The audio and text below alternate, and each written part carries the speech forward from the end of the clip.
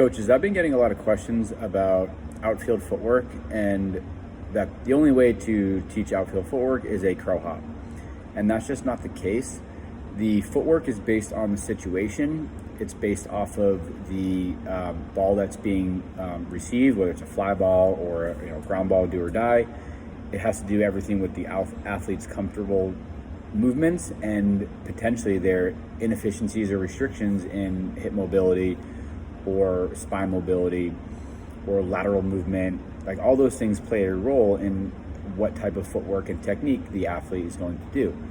So for example, the pro step versus the crow hop. The crow hop is a term, again, it's intended to make an aggressive movement from the outfield to like get your momentum, get your body moving forward, kind of like hop forward, drive forward.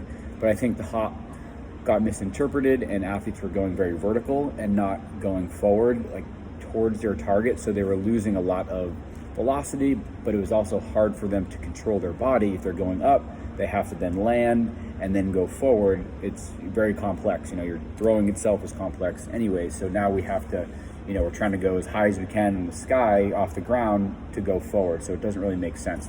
So we use the term, pro step, which would be something where the athlete's kind of shuffling behind or shuffling towards their target.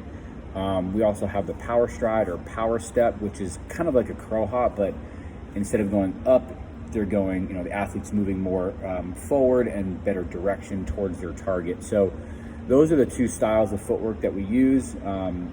Left foot forward or right foot forward. Honestly, we do both. Just depends on what the ball is telling you and what the ball dictates. So you might field it with your left foot forward, you might field it with your right foot forward, and just depending on the context, depending on the situation. So again, for example, if you're playing center field, there's a runner on first base, or base hit that's hit to your left, the runner on first is going to try and go to third base.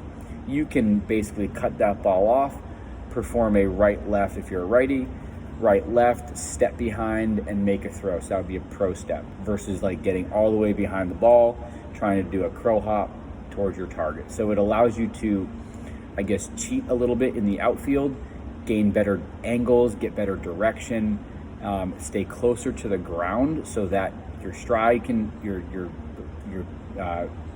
load leg can hit the ground, your stride leg can get out as fast as possible, and you're not wasting time, you're not losing momentum, you're not losing sequencing of the body when you're going, when you're going forward versus going up.